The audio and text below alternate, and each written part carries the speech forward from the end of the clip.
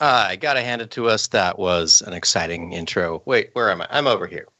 I'm gonna move my camera so you can all see me, Hashi, and also hello, Seth. Hey, how you doing, Poe? There's Seth, and over there in the corner, Michael. And the only thing that can come between Seth and me is the exciting holiday T-Rex.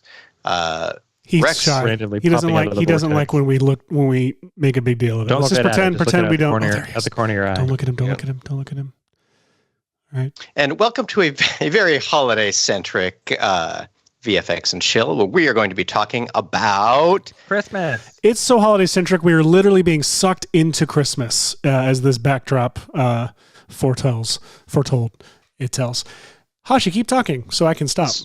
Absolutely. Well, when I think about spooky and scary holidays like Christmas, I sometimes remember that I'm actually just enjoying the Netflix show Wednesday, which is based on the Addams Family, an old TV show.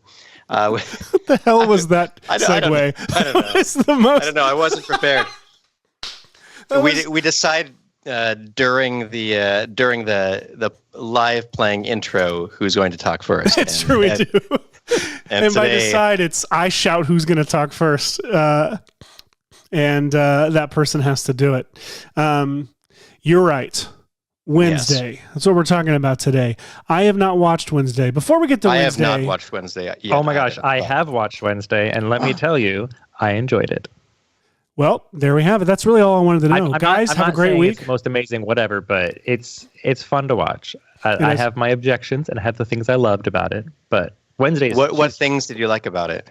Wednesday's cool. Like, she's just straight up cool. What things do you object to? Did you like any other things about it? Yeah, a lot of the actors did a great job. The visual effects are fun. Like, the whole thing overall is great. I was not a fan. Is there anything specific you can put your finger on? Like a thing that there's one particular thing in mind. Of course. So there's this movie called Manos: The Hands of Fate that I think that we should just watch and live react to. For yes, we should. Manos: The Hands of Fate. Here we go. Here we'll see. My friend Matthew DeLisi, or who did you say it was? Who did you say it looks like? It looks like Michael Stevens of Vsauce fame, right. crawling around. I can think of it as nobody else. There it is. The actual Vsauce, Michael here, or Michael's hand. The actual artist name, I actually real quick, I'm going to do come through my mind for, because I memorized it.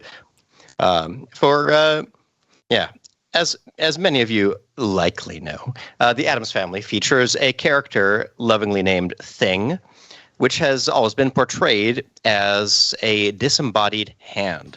In the original black and white TV show, Thing was mostly confined to a box and appearing out of said box.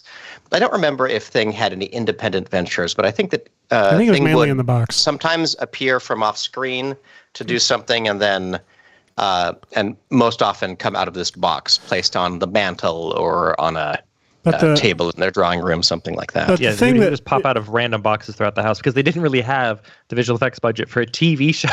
Yeah, exactly. In those days. Well, it's clever. It's clever what they ended up doing, but like we all know, like in our head, like Thing is cemented by Barry Sonnenfeld's version, which was from the Barry Sonnenfeld's to Addams Family and Addams Family Values. I love this. There's a great write-up about this on Before Afters, Our Pallian Fails Dead, where he interviews, I believe, the VFX soup from that movie, talking about how they accomplished this version of Thing, which is kind of really what you would expect. It's a hand being shot on I know there's like black, like there's a lot of rotoscoping going on. I think he's wearing a black sleeve. I wanted to real quick point out my favorite, which I think is from Addams Family Values. We were laughing at this before the show. Is this where he tries to hitchhike and then latches onto a car? This whole sequence is fantastic. It's so good. And from a character standpoint, like this whole thing does hold up in that the illusion never is broken for me that that character is a hand. I buy all of the things that it can do, like do the Warner Brothers like pause in midair to to make a point and things like that. It just makes sense.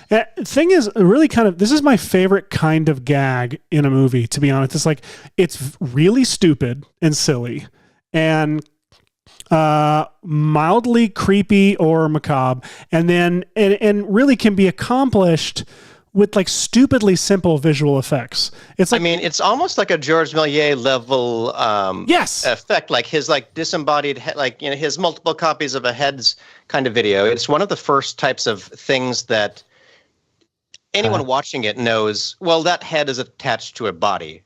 Yeah. So the illusion that I'm being brought into is that they come up with cleverer and cleverer ways to depict the hand in different spaces. And they're doing they're kind of Lieutenant Danning it too, with the cars going over it. Is that what you were going to say? No, I was just saying, I really appreciate how much emotion the actor playing Thing is able to get in both the Addams Family movies and in Wednesday. Like, what the character is thinking, and it's just a hand. And speaking of, Victor Dorobantu is the name of the actor who's performing as Thing in the new Wednesday series.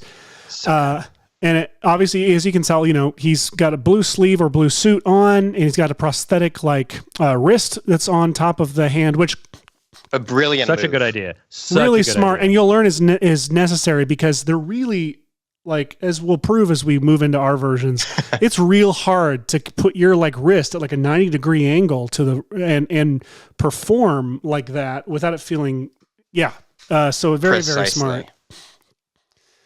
And it's trickier. Hashi, what are some of the things we've learned about hand performance? One thing that comes to mind. I know one thing comes to mind. What are difficult? How is this more difficult than it looks? Well, absolutely. Well, everyone has likely, practiced, running alongside the ground outside as a child, on your windowsill or something. But one of the interesting things you don't realize is how little your thumb comes into the equation, because your thumb is honestly like if you have, if you're trying to walk around and you're used to your two legs and you also had one leg that came out the back of you that can only move perpendicularly to your hips. It doesn't equate nicely with the locomotion of propelling somebody forward. No problem. And so it's sort of like it's like whenever you have a CG character that has 4 arms or something like that. How you perform actions with 2 arms, and the other 2 are often kind of left to try to make it up as they go. So I realized when filming mine that I was often just dragging my thumb around and not making it part of the action. Here Seth is showing where you've done it before. This was the first time I tried a more modern VFX approach to Thing. I do remember back in my filming stuff with the junior high buddies, we had an old beta camera that if you filmed our black couch and you had people sitting on it with anything brighter than a mid-gray shirt, the couch became solidly black. And so you could have someone behind the couch with a black sleeved shirt on and walk around, and you would just see this hollow area with a hand moving around. And so it had always been my dream to get to do it with visual effects. And you did it here in this Action Movie Kid video, which is amazing and features 80,000 more gags than this Thing gag in it. How did you do it here? So this was accomplished exactly the way you would think you'd have to do this. I am kind of awkwardly down on the ground. You can tell by the general slant of the arm stub that I'm off to screen left there. This was a hard one because I wanted to try to portray an almost 180 turn of the hand until it was almost facing away, which means that your body is getting real close to in frame, or you're contorting yourself in a really weird direction. But Seth, you were able to put something together yesterday, I feel like in the afternoon. Yes, well, this was inspired by you shot a test and never really did anything with it. I messed around with it and then got an idea of how I could kind of do it with a little, I don't know, not I don't want to say simpler. It's basically the way you did it.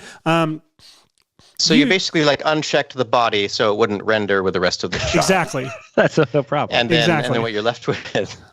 Not many people know that. Wait a second. Wait. Now that I'm thinking about it, how the hell did you pull this off? Well, not many people know that's a feature of the human body. Yes. So in your test, I remember you had like a purple sleeves on and then like green tape. I went through some stuff yesterday thinking that I was going to work on it all afternoon, and then my afternoon came to an abrupt stop, and I got nothing else done. But right from that point, Seth grabbed the baton and ran with it, as it were. What I ended up doing was I realized I just needed a separation point for Rotobrush. He grabbed the baton and ran with the same hand. I just needed to hold something and run around. Famously hard for thing to hold stuff and run around. Yes. I just needed a point for Rotobrush to be able to like cut off, like a cutoff point for Rotobrush to read. And another thing I also realized from your test was like it really helped to have like whatever was creating that cutoff point be slightly tight so that your skin had this like bulge happening like right there at the cutoff point, which gives this illusion of a curvature of like going to a flat top. It's very nice because your skin. Let's see. I'm going to see if I can pull something out. Is that little hint of the skin bending around the corner? It's really good.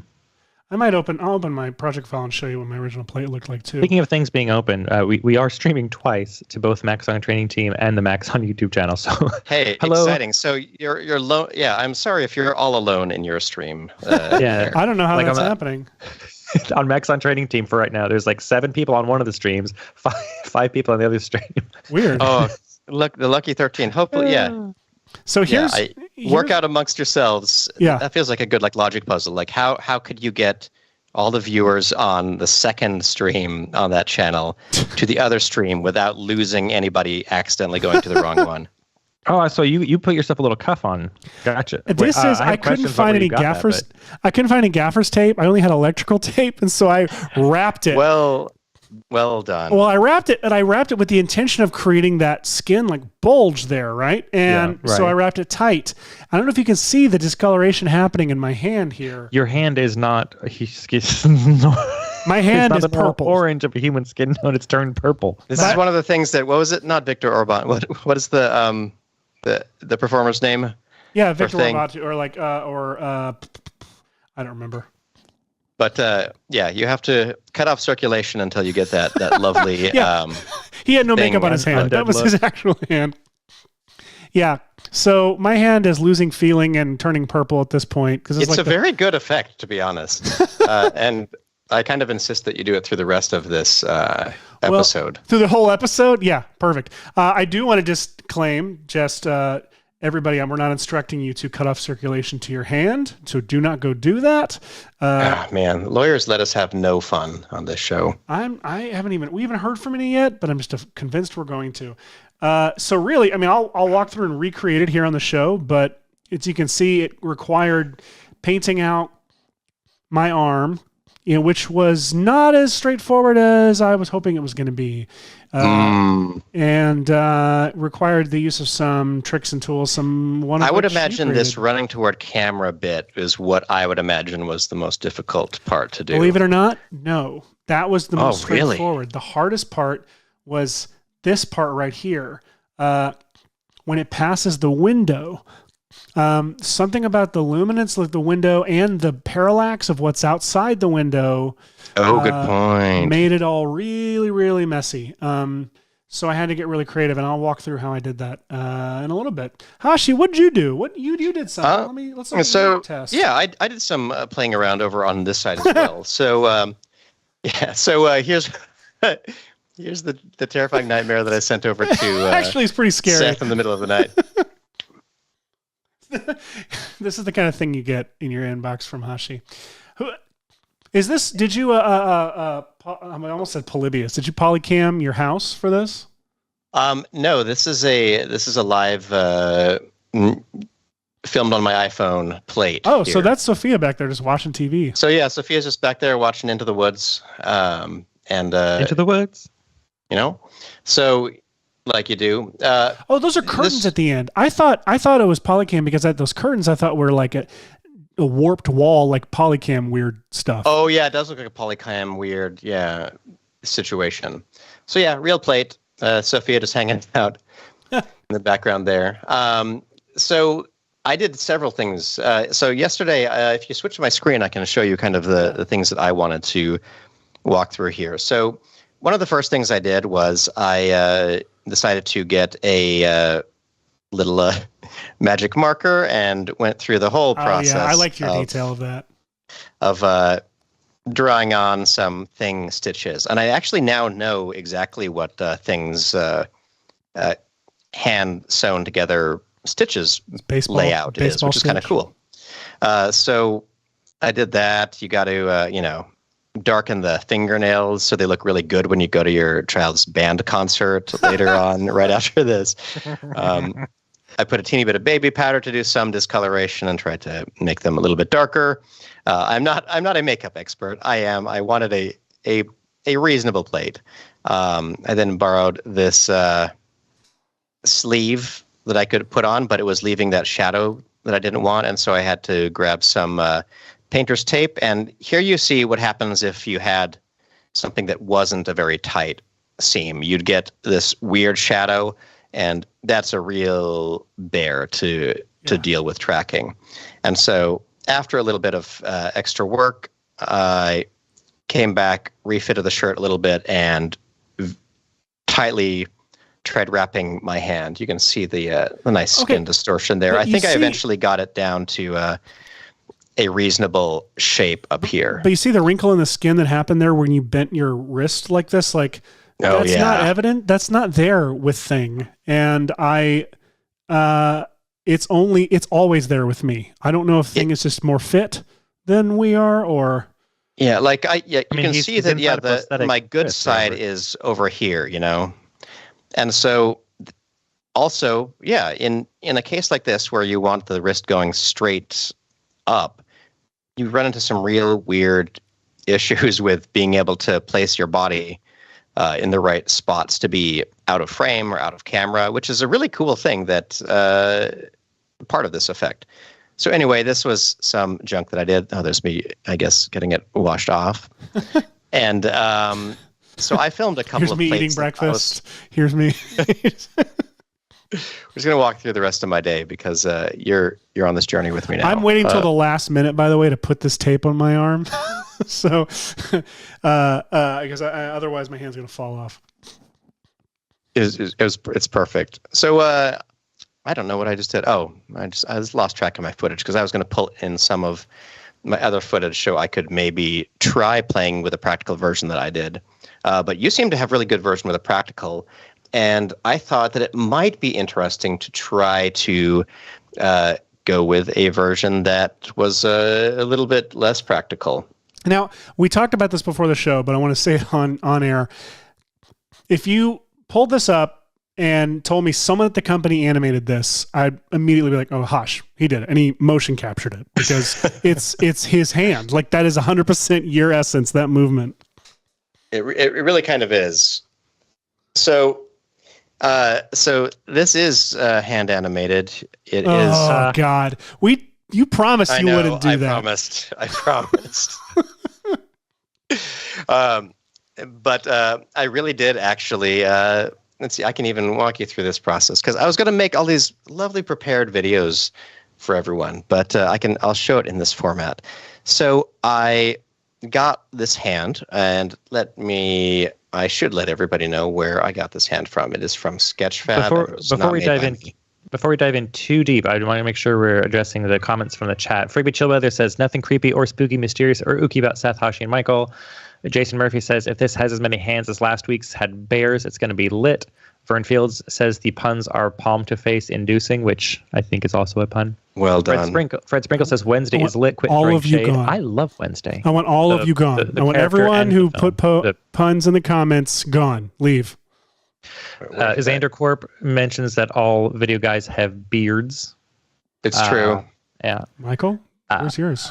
Wait, mine's. Stop.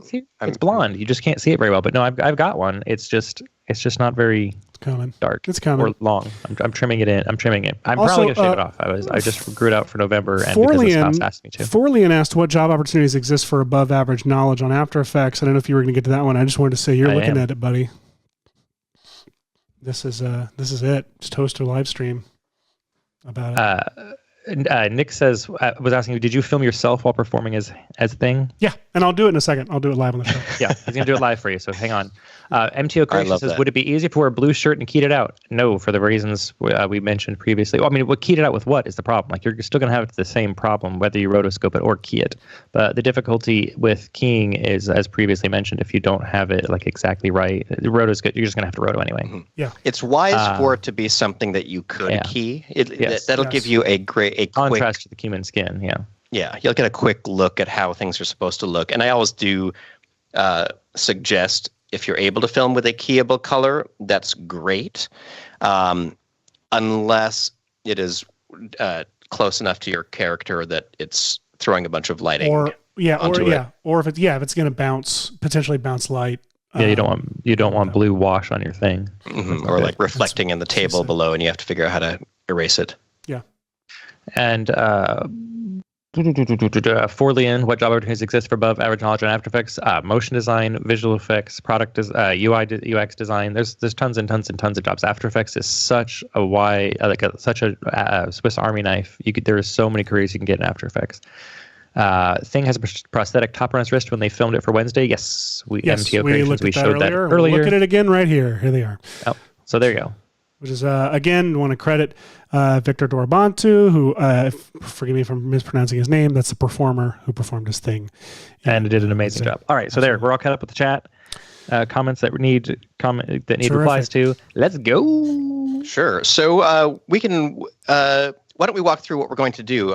Since I have this thing that I could sort of walk through in time-lapse form, Seth, why don't we get you set up to film a practical plate that we can kind of see? Copy that. Then what I'll do is so real quick, I'm going to, I'll go to this screen. I'm going to apply tape, this electrical tape here. I'm going to wrap it around my wrist right about here-ish. I'm going to wrap it tight enough. Again, don't do this. I'm not telling you to do this. I'm going to wrap this tight enough to probably be bad for my circulation so that I get this, like, we're talking this, you'll see it, the kind of bulge that'll happen on the edge. And then I'm going to shoot the plate. So real quick, just going to apply this tape, and I want to give myself enough space. I don't want it to be just like a black line. Like I want there to be this already hurts. This is a bad plan. Oh, you went too tight. I definitely went too tight. This was bad. Okay, let me make sure all the skin is covered up. It's not, because I'm doing this while doing a live stream. Okay, now I'm going to shoot a plate. And what's fun about this is, if I did this correctly...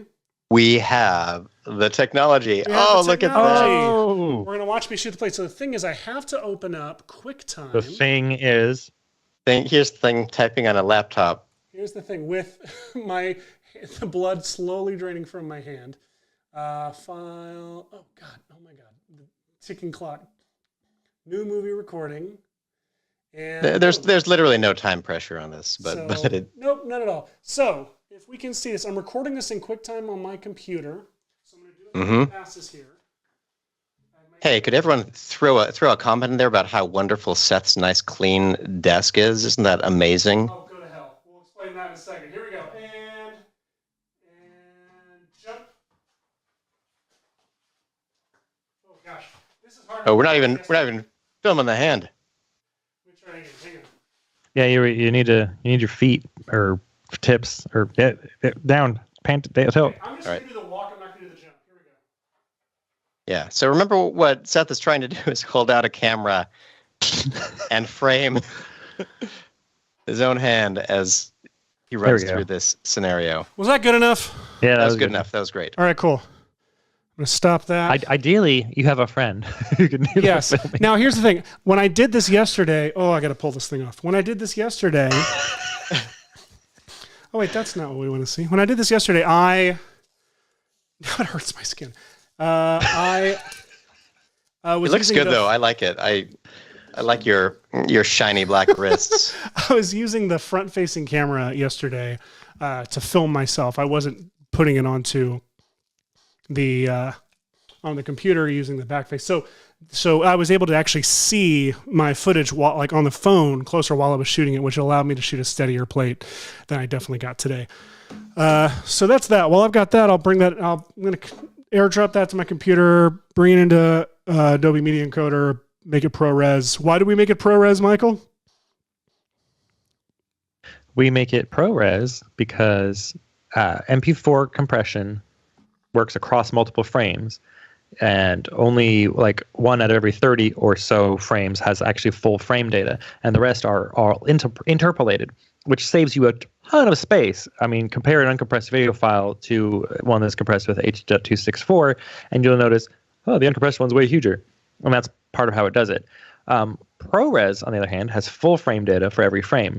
After Effects uses full frame data for every frame. So if you're working in After Effects, whether you're importing an MP4 or exporting as an MP4, you're making After Effects work way harder than it needs to, because it has to rebuild the frame data, especially when you're using it in your comp. It has to rebuild the frame data for all those missing frames. And so, yeah, After Effects doesn't like it. And occasionally, NVIDIA releases a buggy driver that makes all your MP4s and After Effects go green.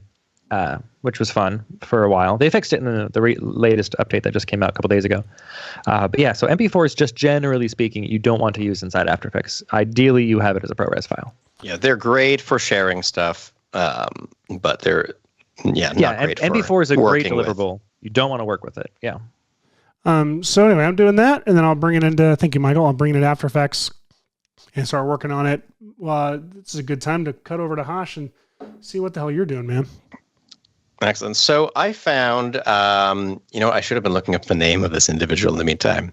There is some animated, they're basically like a first-person shooter set of hands, which were pretty cool. They were actually already called Hand Final, and so I just iterated past Hand Final once I imported this. But one of the things I knew I wanted to do was, if I'm using a CG hand, I wanted to paint it up to look more like the one from the show, at least the Wednesday version, where there's all the stitches and the kind of Frankensteining of the hand. And so to do that, I actually learned a new skill, which was truly properly working with the body paint tool in Cinema 4D. And so to do that, basically, let me see if I could walk through any of it. I'll show my time lapse of it as I describe it in case I fail with the other version. But basically, with body paint, I was able to open up 2 copies of my window, one that was a view of my texture and one that was a view of the 3D object. And sort of just like in Photoshop, I was able to add, let's see, when did we do it? I eventually figured out how to add an additional layer. There we go. By dialing down the little color swatch under here, I was able to add a new layer. And then I could take the paintbrush tool, which is over here to the side. Let me hide this. Sorry, I'm previewing this all in my video capture window. So the idea is, once you have a blank layer, this is acting like Photoshop, where they're blending, like this is a normal blend mode. And I knew how I wanted to create the stitching in either Photoshop or After Effects, but I really wanted a reference that properly mapped over to the UV.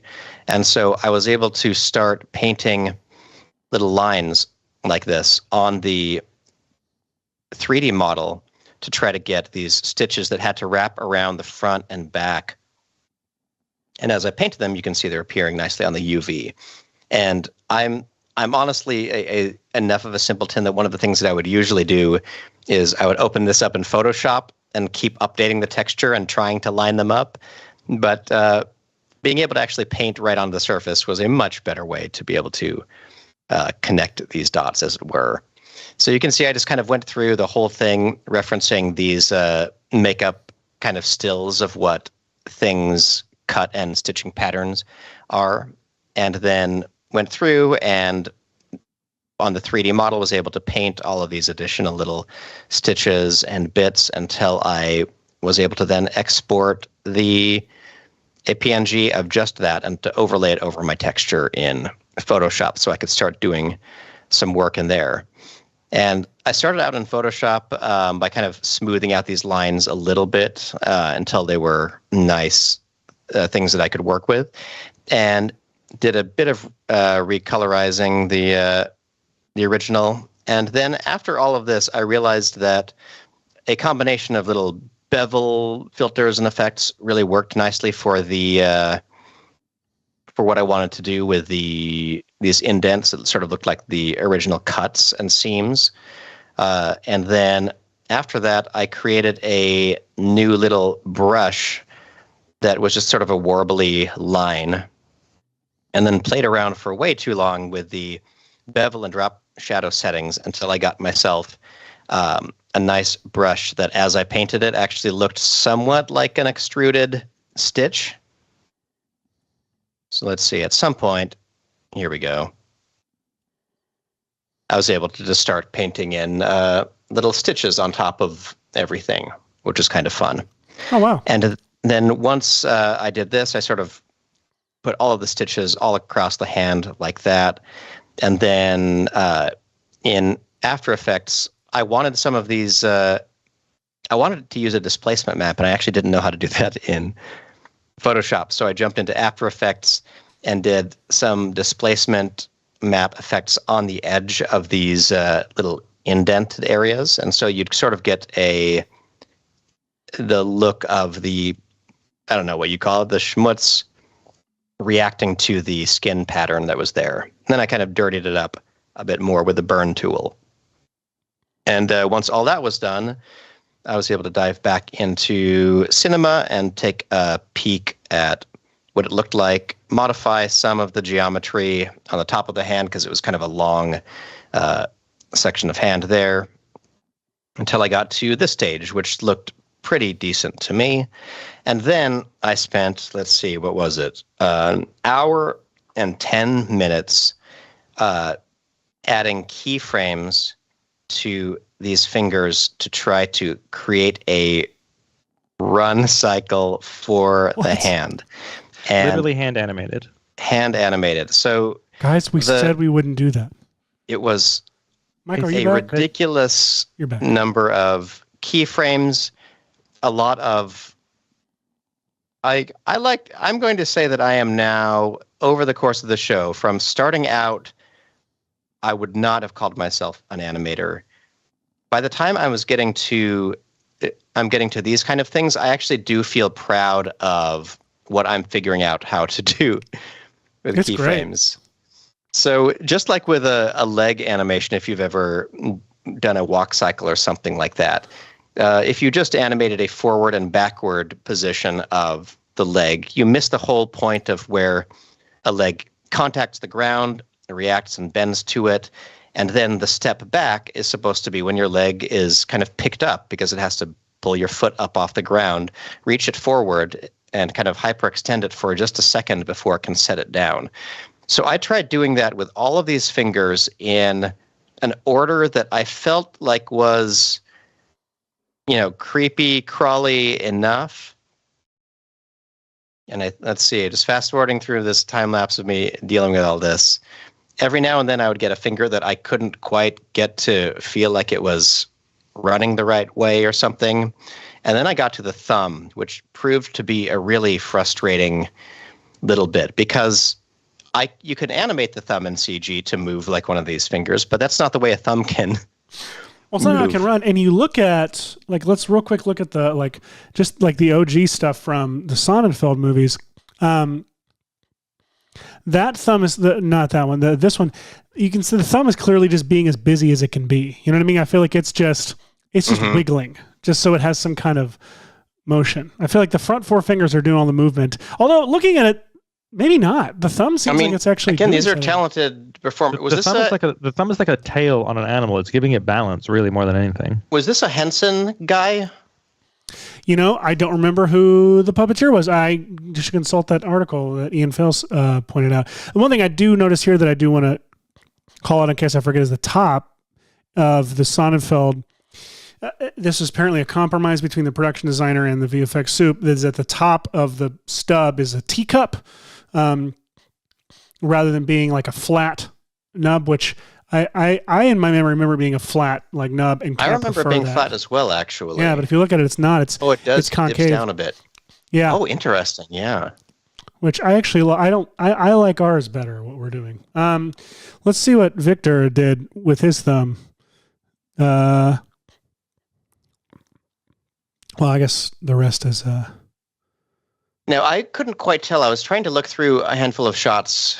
Okay. And I think that there is a bit in the back of thing that doesn't have stitching, implying that the skin stitched around to the top of them is additional wrist skin being folded over and stitched to the top of it. But it's not in all shots. In the production stills, there are stitches all the way around. But there are a couple shots where there aren't stitches just right here. And I can't tell quite from this if those were just incidentally, that's what I noticed, or if that was part of the design. Huh. Because I originally thought that was a cool part of the design to show that it's all an enclosed piece of skin. Yeah. Wrapped over for the top there. But interesting. Either way. Yeah. Hashi, was your hand model already rigged? The chat is asking. Yes, my hand model was already rigged. I will let me pull open the original hand here, and I will find the artist's name. Oh, you look for that. Well, I've got the plate here in After Effects. So let's see it. And I went ahead and I duplicated the plate, named it thing, and did my initial roto of the hand. Now I'm not paying too much I'm not doing too much detail on the fingers, mainly the bottom half. This roto is mainly for the wrist, like the cutoff point at the top, because I'm actually going to just everything I'm about to do. On top of all of it, I'm just going to do a duplicate of my plate with a split screen that I just a garbage mat split screen that I'll animate to cut off like the bottom half of the hand, so that I'm not having to worry, because I'm still getting the like shadows and the interactions on the couch, etc. I'm just going to be painting out everything that's behind this black tape area and the arm. So anyway, now that I've got the front roto, I'm going to actually duplicate my plate again, and I'm going to call this cut out for paint, or cut out for fill. Cut out for fill. And I'm going to do roto on this explicitly of, well, not that frame, of my arm from the black part up. Actually, my whole hand. I'm going to roto my whole arm and hand. And when I'm done with this, I'll freeze this, and I'm going to shift the edge out and turn the feather and contrast up, which maybe will come back to me when I'm doing that and I can show you. But we've done this on the show before. It's so I can create a big empty hole in the image that I can then run content to fill. Why am I doing the hand too? Because if I don't do the hand, content to fill will sample that hand into its background in ways that I don't want it to. I will go ahead. Antonio says that they have to hand it to us. We really fingered this stuff out. All right, they're fired. Here's something I noticed in this that is going to be tricky here.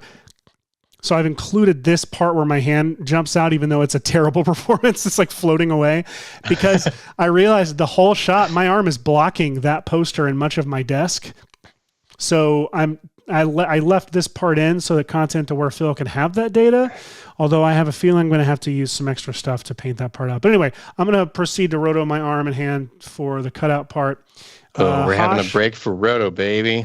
Hosh, what you doing? I want to give credit to Hugo Colato, who is from Belgium. Some of those designs look great. These are amazing. Yeah. Look at the... Oh, man.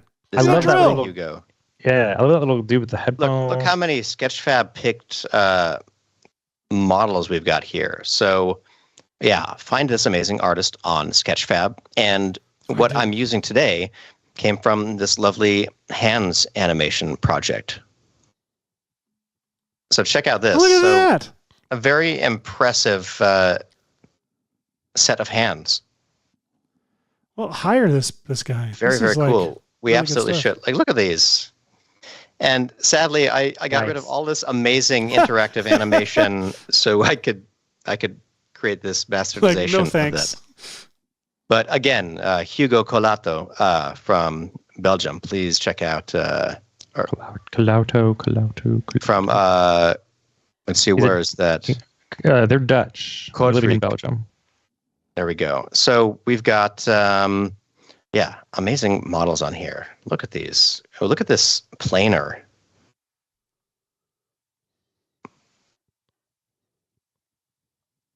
That's gorgeous. Look at that. Look at the detail on that. The little surface imperfections. Mm-hmm. Imperfections in the skin. If you ever see one of these at a garage sale,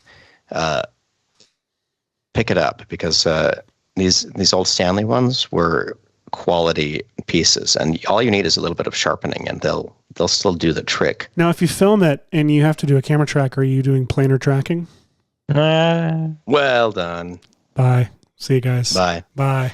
So starting here, basically I grabbed, I think we got rid of this secondary hand, and I just worked with this one.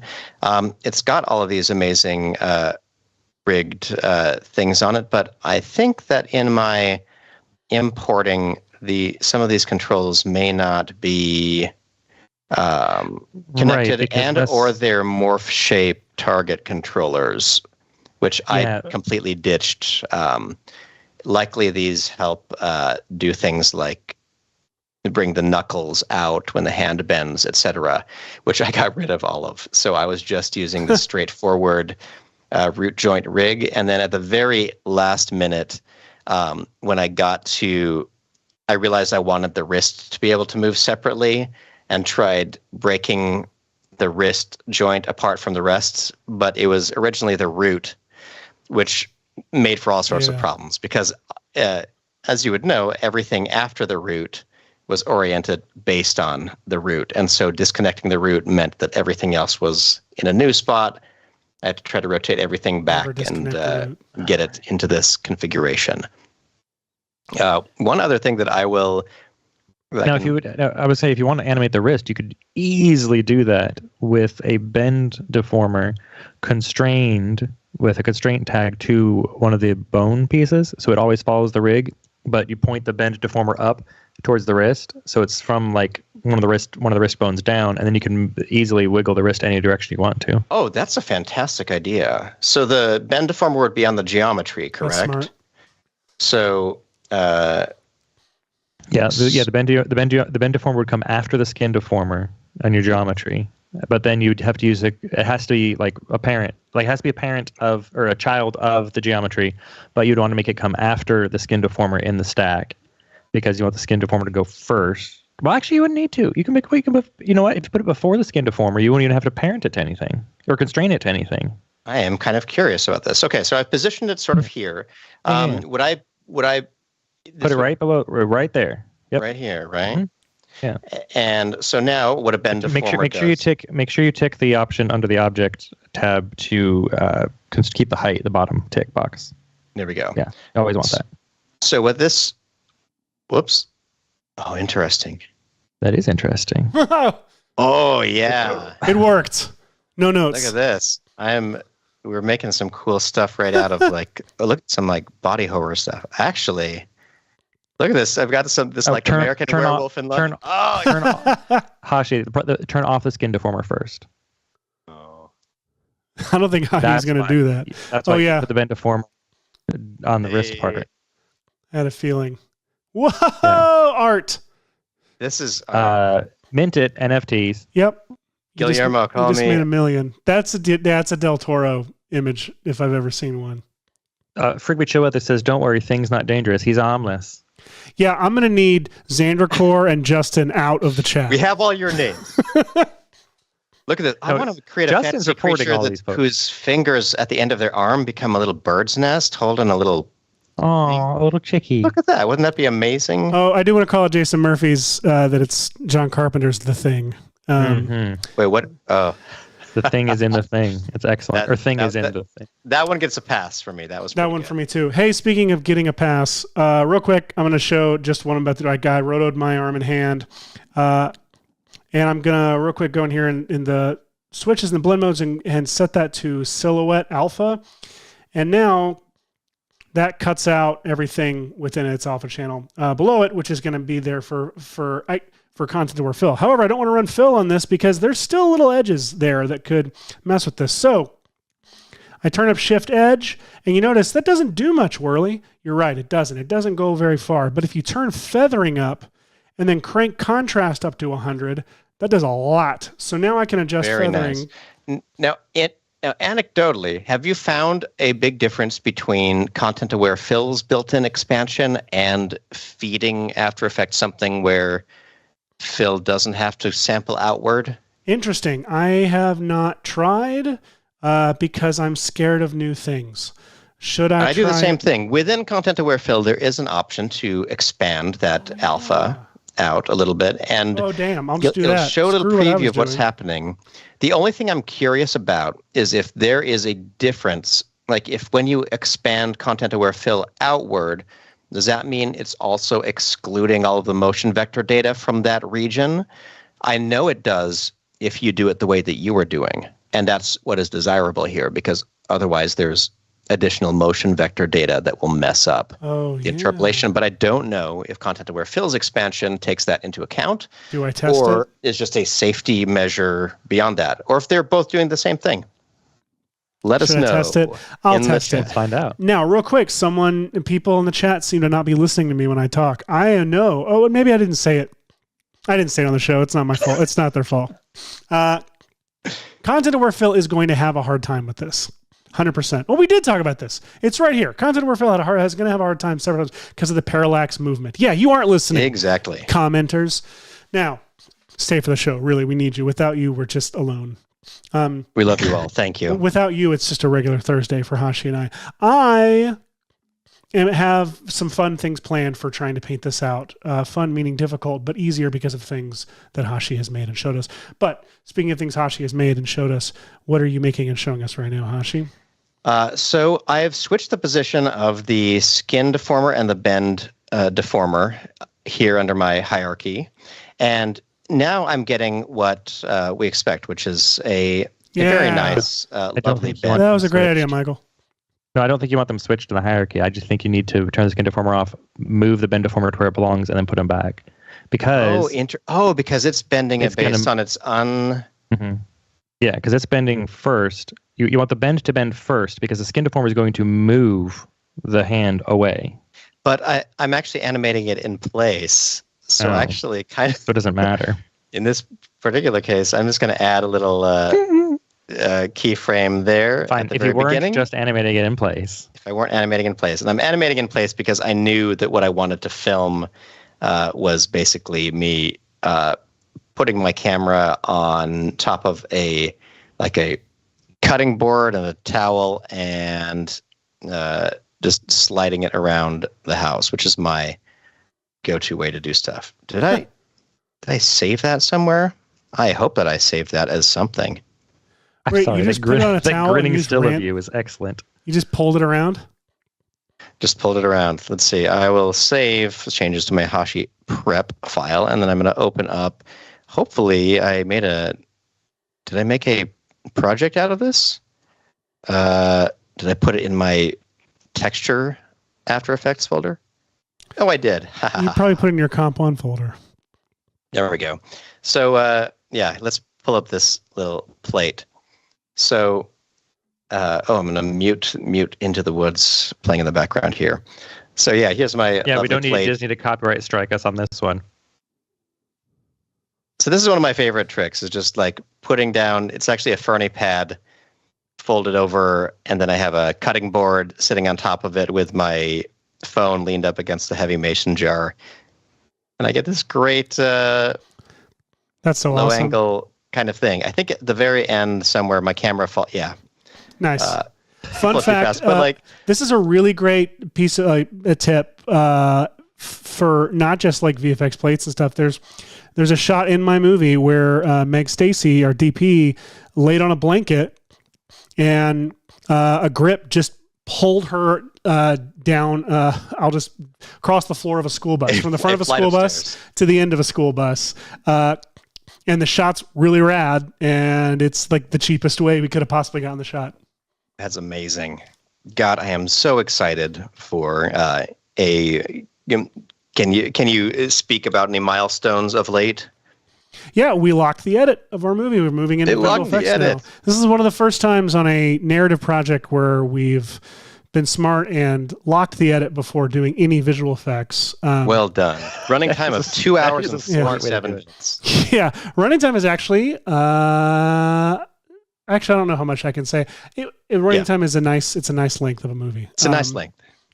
So 4 hours.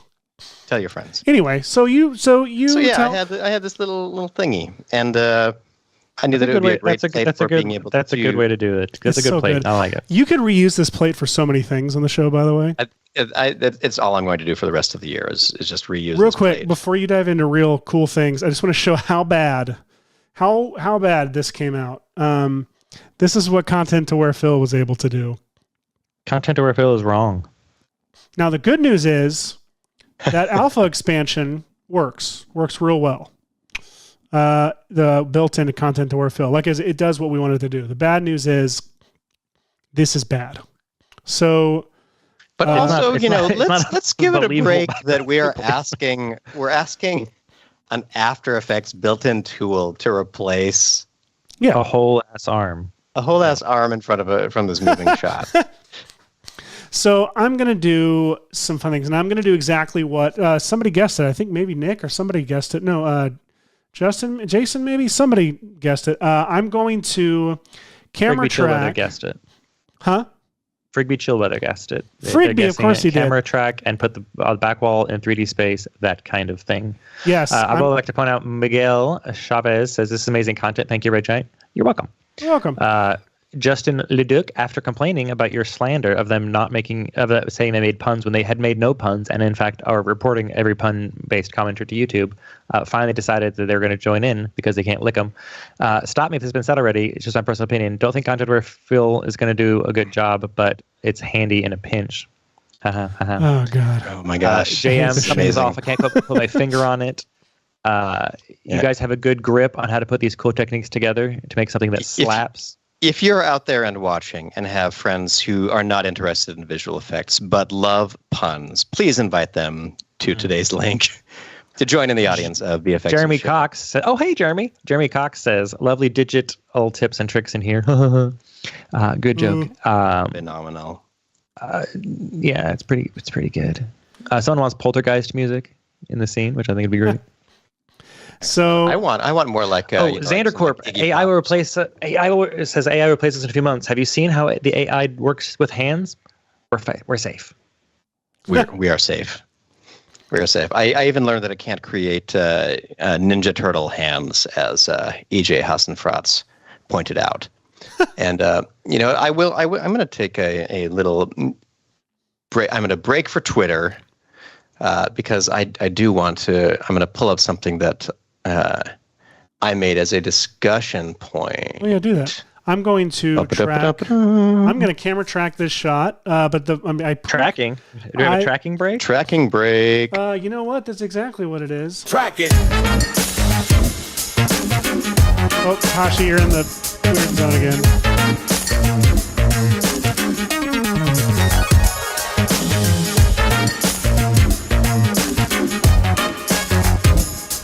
Solving camera.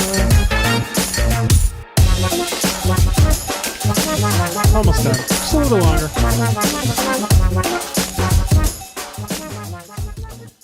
About the length that it required. Still solving it, but it's pretty good. It's hard to pre-produce segments that are, tailored music to the length of a tracking break. Hopefully this will work. Otherwise, I'm going to be in trouble. It worked on my test. The idea here is that I took that cutout version. I pre-comped it. I'm tracking that, doing a camera track on that pre-comp, and I'm going to place a bunch of solids. I'm going to use Hashi's 3D plane stamp tool, which if you're not familiar, I'll use it in a little bit, and I'll show you all about it. It's very, very cool. It's free. And free. Did you eventually release it? No. I haven't released the documentation kind of thing for it, but it's out there, and it is. I'll make There's a link somewhere. Hey. We don't have a cheap trick that's easily linkable yet for this, Hashi. Okay. Oh yes. No, unable to solve. I've recorded the audio for it, and I just have not done the screen recording for it because we also, aside from this show, which we spend lovely hours of frantic work trying to erase and recreate hands. We have day jobs too, and it turns out we do other stuff for. Oh crap! I need to do that. Wild. Which we're all becoming slightly aware of. We've got that exciting December worth of stuff that we've got to do. Yeah. But anyway, if you want to switch back over to me, I will kick off. Oh, I love this. So good. Since we were talking about AI hands, I decided to join in on the exciting AI art. We've actually been on the AI. We've had our finger up this. Wow! Up. You picked a direction. I did go. Careful. That is not leading us in the right direction. Pointing up to the finger on the pulse. On the pulse. Finger up the pulse of AI generative art. Since before it was cool, and since before it was cool to point out the dangers of something like this. So hello. To answer the chat's question, the day jobs are working here at Maxon. Seth and Hashi do a lot of stuff around here, including some getting started videos on the new Cineversity. So if you go to cineversity.maxon.net, you can see the brand new Cineversity, which is, shinier and newer than the old Cineversity. Yeah, it's very cool. True? In case you're curious, our day jobs, we do, like Michael said, we do this show primarily, which has become our main thing. We do other tutorials as well. And we also are paid to blabber our mouths about whenever we don't like, whenever we do like or don't like things look or at this. need things. Look at that. Look at Cineversity. Look at Cineversity now. We work in a very cool training team that has other shows as well, like VFX and Chill, like Ask the Trainer and Max on Color. And, what else we got? We got other shows. Tell me more shows. Demystifying post-production every Monday. Yes. Demystifying post-production, if you have not seen and are anywhere in this spectrum of making shorts and visual effects and stuff, you should absolutely go check out. Really cool.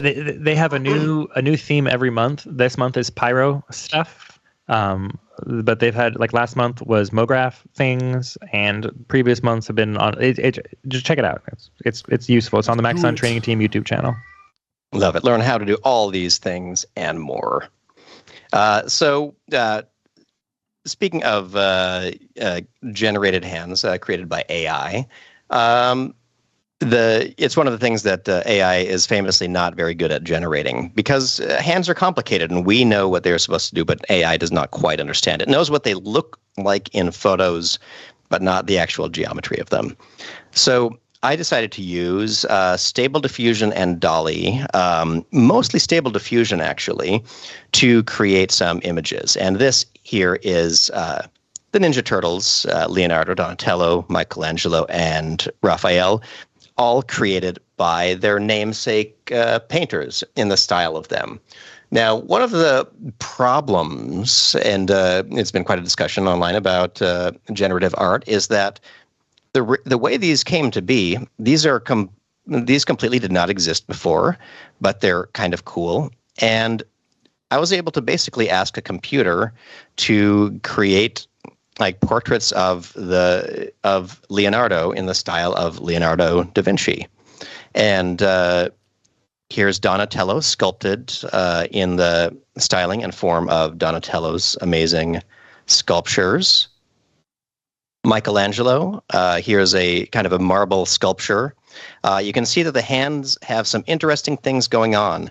And in this case, I can't tell if that is, like that should be the hand coming down to the, like in a little like superhero pose, but it also looks like it's got a knee on it. It's interesting. This one I love. This one just had the personality of a Michelangelo. And I really appreciate it. And it's got the kind of the framing of that. But yeah, as you can see, what was kind of cool is that it did know that the Ninja Turtles do have 2 fingers in some cases, and apparently Clone Wars helmets or something like that. And big muscles. And this one, that's pretty cool. I've never seen a turtle this much. There were some very humanoid ones that I excluded from making the cut to this Twitter feed. This is my absolute favorite gem. Raphael Sanzio was very famous for painting pictures of the Madonna. With child, yeah. With child. And it's Donatello. That is an excellent way to interpret that. That is, the AI is making a joke here that is a very funny joke, and it doesn't even realize it's making a joke.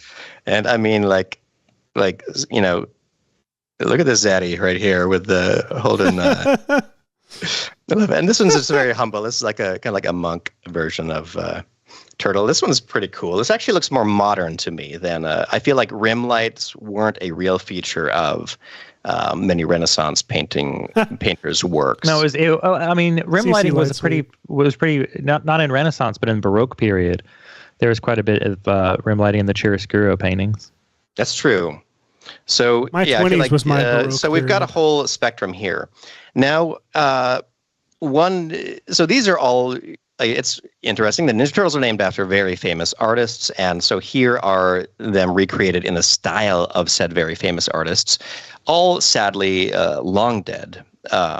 And so it would be weird if they were still on. It would be weird. Just like they'd be on like making comments on news programs. Just they'd be annoying now. I promise. They'd be brought on to complain about people and the like, that's all they'd be doing these days. But back in their heyday, they would be people is the thing. Like, they were using the cutting edge art tools of their time. That's all people's doing.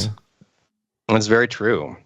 So what is interesting about this is, these only came to be because there's a vast wealth of scanned Leonardo da Vinci sketches and art, which it could refer to and recreate.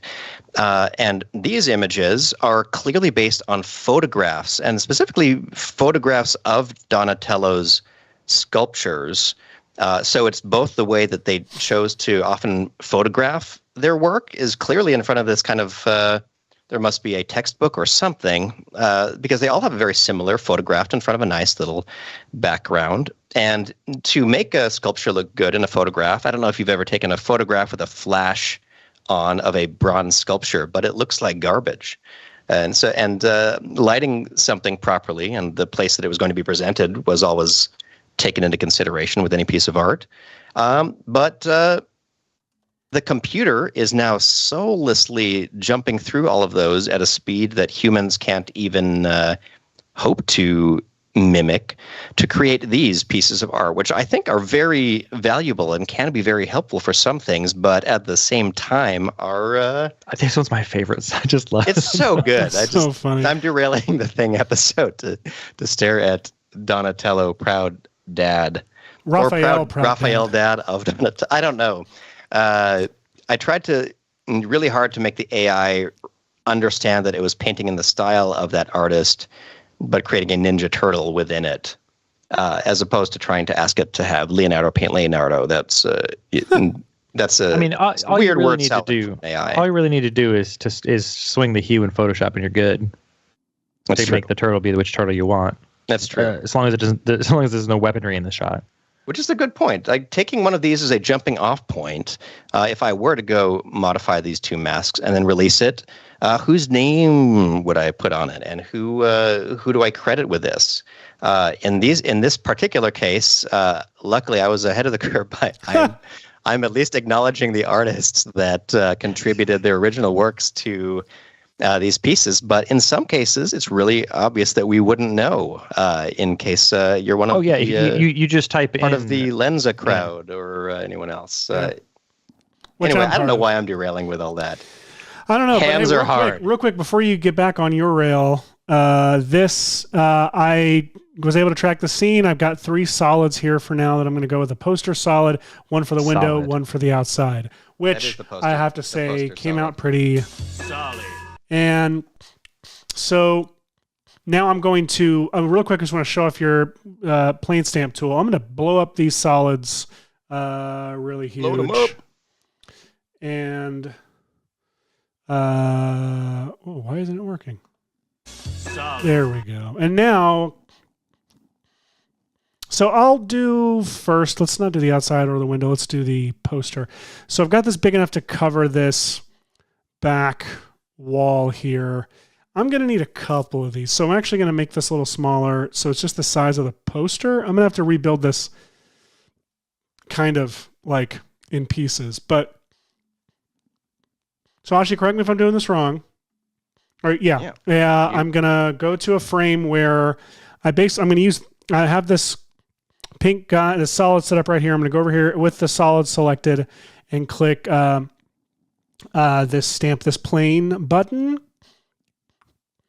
And now it has created a solid placed in the scene with a still, it stamped that frame up against that solid in space, essentially, so that it will now... Check that out, everyone. It's basically what I was trying to do the whole episode of my Onward tutorial, and wish I had had something like this. Right. So now it's not perfect. I need to adjust it over the course of whatever, but this is a really great start toward being able to paint out. And I'm going to do this with the window, because what I can do here is, of course, I can draw a mask on this solid and say, only be the poster.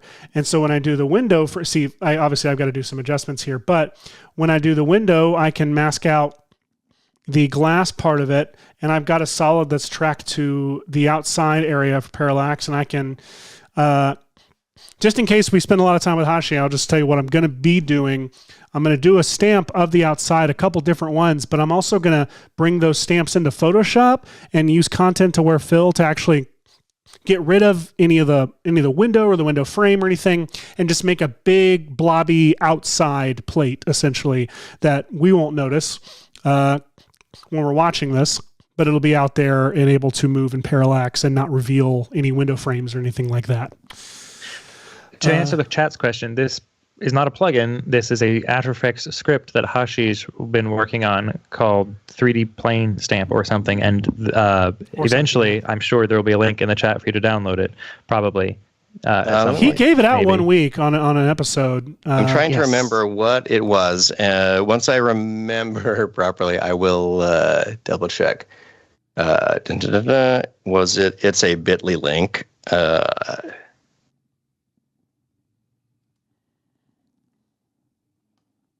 And all right, it is. I'm typing it up right now as we speak on my screen over here.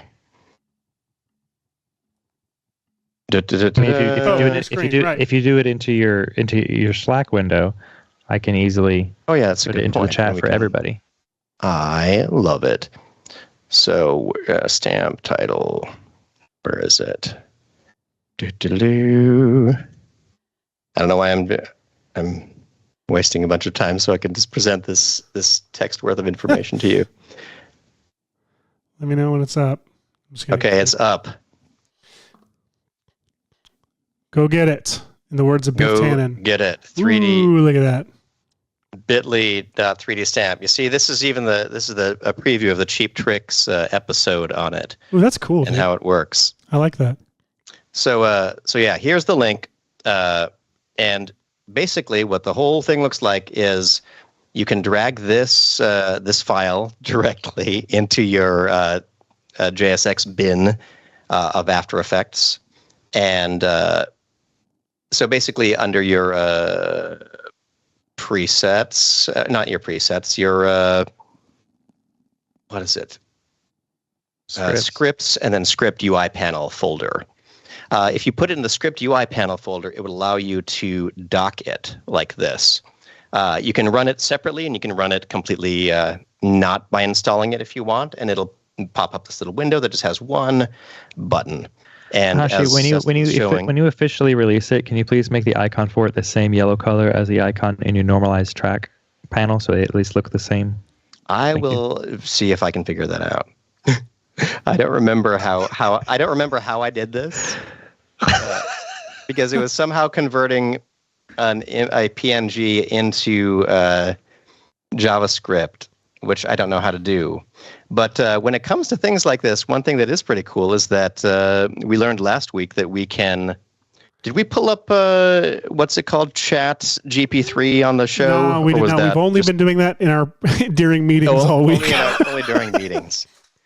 Yeah, another crazy technology that is also going to change the face of everything is the Chat GPT-3, which I'm sure if you are on the social media, you've seen a lot of interesting examples of.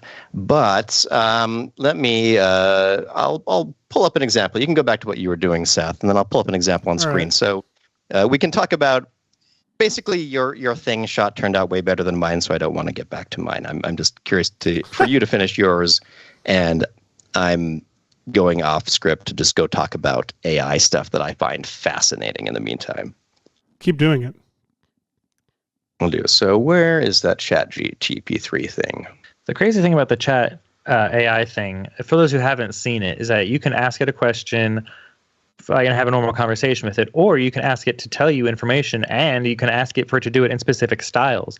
So you can ask for a poem about something, and then you can ask for that poem to be in the style of Shakespeare, or you can ask for it for advice on things. And it's just, I don't know, it's just crazy. I get it to give me limericks. I've gotten it to write me movie scripts. Like it's pretty good. Like it's pretty interesting. Oh, I had it right. I had it write the opening scene to a movie that is about, and I wrote the premise to my movie, and I don't like that it did that. I don't like that it was. I don't like that it did either. Like, it was a little dry, but yeah, but it knew what it was doing. It wasn't not good. So I have it open over here on my screen in case we want to try. So this is what Chat GPT looks like, and I could ask it something, and this is going to be a crazy resource for me, for anybody else. But every now and then I forget how to do something, or I don't know how to script something in After Effects, because I get how to read a script if someone else wrote it for me. In the case of this 3D stamp one, I wrote it with Nate Lovell, who has an amazing YouTube channel that you can go check out, where he'll do a side-by-side, create a script in After Effects, and you'll see them basically come together as we're typing bits. Now, I don't know how to call everything in JavaScript, I think, which is what they're written in, but in ChatGPT-3 or ChatGPT, I'll call it the right thing, I could say, how would I write a script for After Effects? Let's say, I don't know, what do we want this script to do? What's something that you have to do all the time? That parents the current layer to a selected 3D layer. So I may not know how to do that in script form. I know how to do it in the expressions, but I can ask this program, and here is the answer that it is giving me in real time. To write a script for After Effects that parents the current layer to a selected 3D layer, you can use the following steps. And then it's written out. So it looks like what it's doing is it's giving me the instructions of how to both set up the file in After Effects. So you do have a file with a solid and a 3D layer. And then even tells me to open the script editor and how to open the script editor. And then tells me how to set variables for these two selected layers. I mean, if this is copying like somebody like this is basically like just like breaking into Dan Ebert's house and that's exactly rifling through papers and then coming back to the computer and typing as fast as I can. Yeah, I mean, all this AI stuff is the AI art and this AI text conversation is just scraping a bunch of stuff off the internet and then trying to make sense of it and regurgitating it back to you. But in a way that is creepily, well, it looks correct. The thing is, someone mentioned that the AI is confidently incorrect sometimes, but it looks good. So in this case, it didn't know. It's parenting one layer to the other, which is technically what I asked it to do. But what I want to know now is I actually want to know, how do I convert a 3D point, or in After Effects, it's actually aware of your full conversation too, which is always fun. So I'm just feeding it all of the info that I can from my through my system. In After Effects, how do I convert a 3D point's coordinates to 2D screen locations? So in this case, is very handy for like putting a lens flare into a scene with real lens flares or whatever. When you've got a 3D track and you know it's got to be in this point, but you're using a 2D effect to do it. Precisely. So we've used the 2comp script a bunch on this show for lens flares, for beams, for all sorts of weird things. But right here in what feels enough like real time or responding to like a little like chat bot, here it explains how you would convert a 3D points coordinates to 2D points. And not just that, it tells you how you would do it in JavaScript form. So how to define your active item and define something that I love that it gives you that it comments in code too. So this is a phenomenal, bizarre world that we are entering, and I definitely know that I want to use ChatGPT to help me write After Effects scripts like the one that Seth is using right now, because I didn't know how to, and I relied on a real human who helped me put this together. Like I said, Nate Lovell, and I knew that a script was capable of it, but not how to do it. So this is a bizarre, weird way to, like, this could even be referring to things that Nate has written online or Dan Eberts has written on Creative Cow. And I don't know who to attribute it to when I'm getting the help of a chat bot. Well, and the same thing with chat art. You don't know which artist it's pulling its references from. Mm-hmm. It's just difficult. Yeah, like we said, even with like the Donatello ones, I know that one was not referring to a Donatello painting. Donatello didn't do that rim lighting kind of business. So I don't know where it came from. Xandercorp says, how long will it be able to tell AE what to do and have it run through the actions automatically? A while. Even if you can do that, I'm never going to do it. It's not fun. Is AI powered, but as you probably well know, if you've used it, sometimes it's amazing and sometimes it fails hard. Mm-hmm. And in those cases, what it's doing is it's not an AI itself. Sensei is not a live running AI, but what it's done is it's looked at a bunch of different training models where we have told, or not we, I'll say Adobe, and even Adobe likely found someone who had done a bunch of segmentation of human characters or foreground objects written into an algorithmic model, like a training model. And it uses that as its reference and shorthand to be able to take your image and convert it into a rotor-brushed layer, and you use the little rotor-brush strokes to guide what you are after within that segmentation map, which is crazy. Someone was asking in the chat how it'll work. I know that if you saw the sneaks at Adobe Max this year, they were doing a lot of talking about how their tools are going to be able to do lots of in-painting using AI kind of stuff in a little while. And that in-painting, I am not sure what database they believe they will be hooked up to. And I also don't know if between now and it becoming a functional part of their software, what legal implications or things will be put into place. The legal system is behind on this. And yeah, I don't know what's honestly fair. I mean, what's interesting with Adobe is they have not only the entire Adobe stock collection, which has been doing AI-based keyword suggestions for a very long time. But they have that all for AI to crawl through. But they also have people's actual work in their Creative Cloud servers. And now that you can save your Photoshop directly into the cloud and not even work on your local drive at all, I don't know what they're doing with all that data. Yeah, read all. Yeah, if you're doing anything for anybody, read the paperwork they hand you.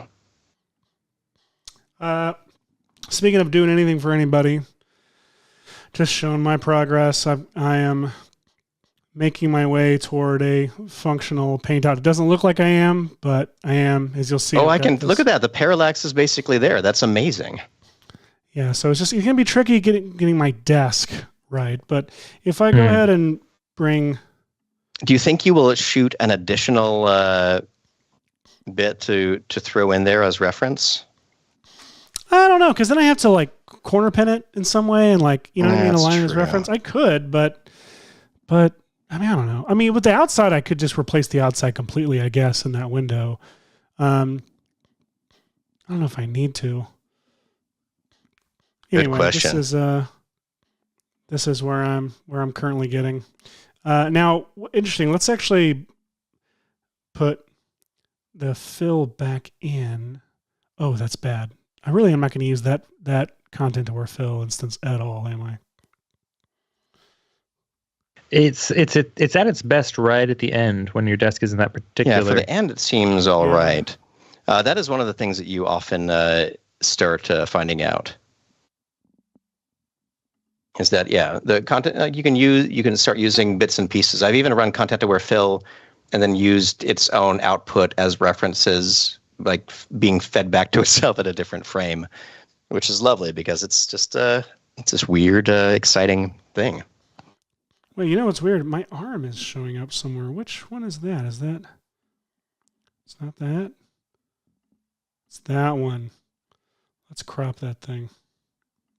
Now, Karen Lum in the chat wants to know why Justin stopped making hand puns.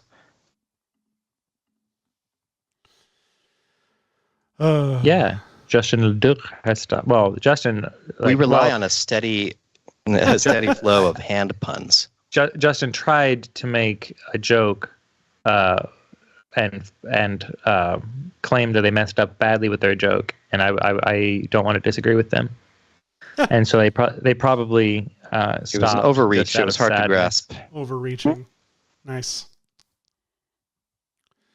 Man, I don't know if I'm going to finish this on the show today, but I've shown you how I got to. You've got 37 minutes. Do you want to switch over to breaking down the one that you were successful at? That's a great idea. I think I will. Look at that. Let's. What have we called that? Is that the Julia Childs thing? Here's what I made earlier.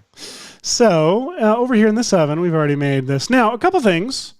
Little things that I found helped a ton. Now, by the way, remember I said that I was not focusing on the roto of the fingers very much because I was just going to apply this layer I called Splitty, which is just a garbage mat, like Splitty animated mask that puts this on top of everything.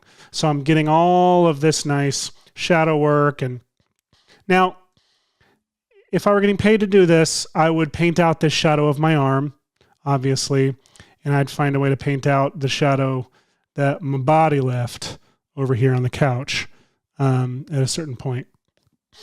Ooh, you see, like you could focus on that. You could focus on plussing your. I don't want to, because I don't like to plus anything. I like accepting Disney Plus, accepting the cards I'm dealt. Now, Apple TV Plus. So it makes me. That's what makes me not a great director, but a director who shoots everything that makes the day, makes the schedule. Are you advertising your services? Yes, please hire me. I'm scared. No, the couple tricks that I found helped plus this thing from garbage was one at the top here. It looked like my hand was just cut off. So I added this fake little top here, which is literally just a shape layer with a little bit of noise on it. Behind my hand, and I use Spot Tracker to just track the top of my wrist and attached that guy to it. Right, it's only here at the top, right before he jumps off the speaker. But the big thing that I found was really, really fun little trick was CC Light Sweep. So. Again, coming out, just CC Light Sweep. We need to drop for it because we use it all the time. Really, really do. That's literally what it's doing. It's just basically because I rotoed out my hand here, there's no light, there's no backlight happening on the top of my wrist where it probably would be happening because of the light that's behind it. So I just applied CC Light Sweep and had the center, that null that I created with the animation from Spot Tracker.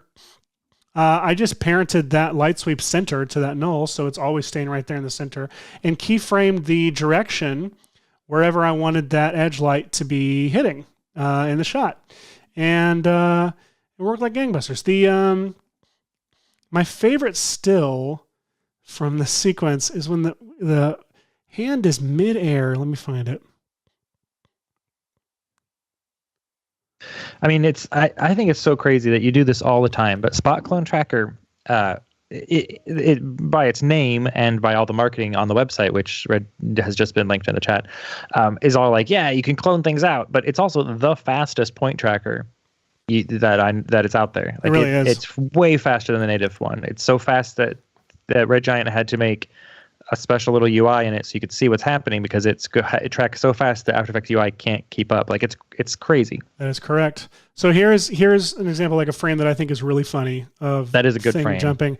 This is light sweep off. This is with it on. It just helps make it. It really helps sell it. Yeah, you feel like that hand is really there and that light from that window is really on it just with that one little trick. Exactly. So such a good trick. Compositors hate him. So, real quick, I'll just show you all the various layers that I have from using Hashi's 3D plane stamp tool. So I've got, let me see. So I've got a fill layer that plays at the end here. Oh, that's painting out my body. That's coming in clearly.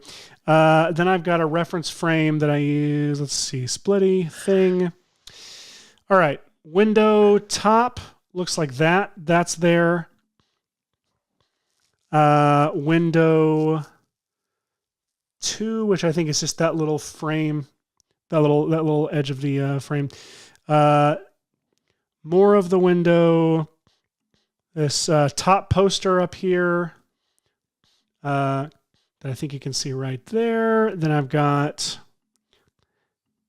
this, and by the way, the clones. What's great about the 3D plane stamp is like if there's frames where 3D where content that were filled like looked good in some spots, like the 3D plane stamp will read that and it'll stamp that with it.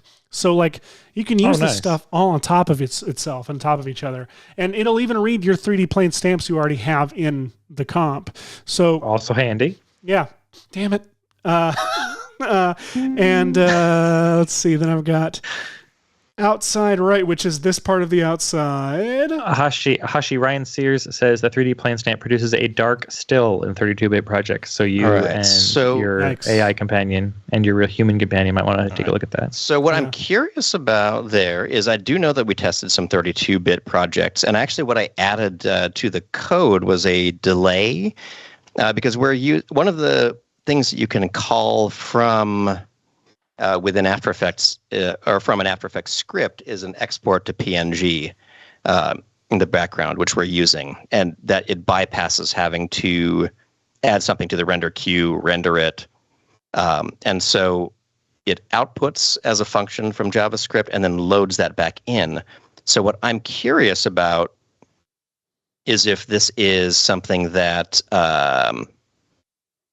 if it's we did get some errors when the delay was too short, because otherwise it's instant, which is weird. So you have to build in an artificial delay.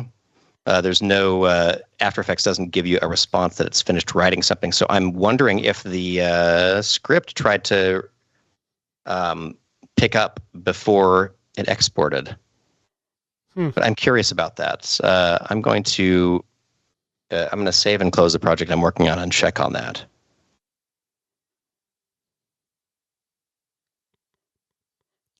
Okay, Zane, of course, said something. That's a lot of work. My chat window's cut off. Can you read that comment, Michael? The one about it being a lot of work. It feels like you'd get there faster with a static shot and some green screen footage of the hand. Yes, you would get there faster with a static shot, but the static shots are never what they used in the film. Well, not never. Rarely what they used. And a lot of the fun of it is that the hand is running around with a moving camera all the time. Yes. Mm-hmm. First thing I teach in my VFX classes that I teach is like shoot your VFX plates like you shoot the rest of your movie. Like, do not. Obviously, there's ways to get as much data as you can to gather reference stills, reference like plates. Plates are great, but like, do not shoot. If you're shooting an action scene where the camera's constantly moving, do not lock down that camera for your one big VFX shot. Like, unless the story merits it, because the audience will feel it. And I would argue that you can sell a mediocre VFX shot that is moving like the rest of your movie better than you can a pitch perfect, locked off, safe VFX shot. And a lot of the things there's that I based a whole YouTube channel on it. That's true. And what's locked in with that? Well, I mean, the thing is like with that is that there are more things that help you besides just continuity in that situation.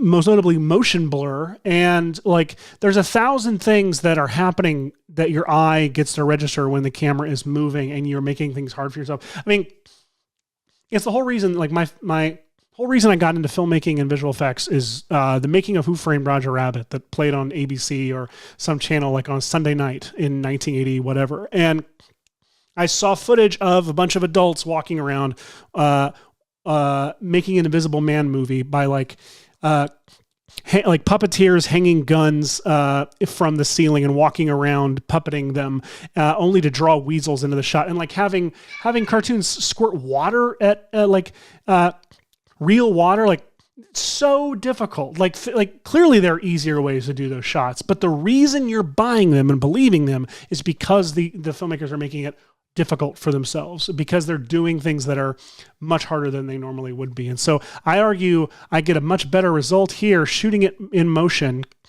and having to do all this paint out work than I would if I shot it static and just shot my hand on a green screen. That's my soapbox. Back to you guys. Xandercorp says the best visual effects are the ones you understand to be visual effects. And I don't disagree. The best visual effects are the ones that help tell the story. Yeah. All this is helping tell the story. In the case of Wednesday, a pretty fun story. But visual effects should always be in service of the story. The best visual effects are the ones you create with Real Giant tools. Yes. Yes, please refer to Golden Era, Zemeckis, and Spielberg. There's no... I would say also refer to Parasite, that movie that won all those awards. Like, there are a huge amount of VFX in that movie that you don't even recognize. They're invisible because they're just helping tell the story. They're set extensions. They're things of that nature.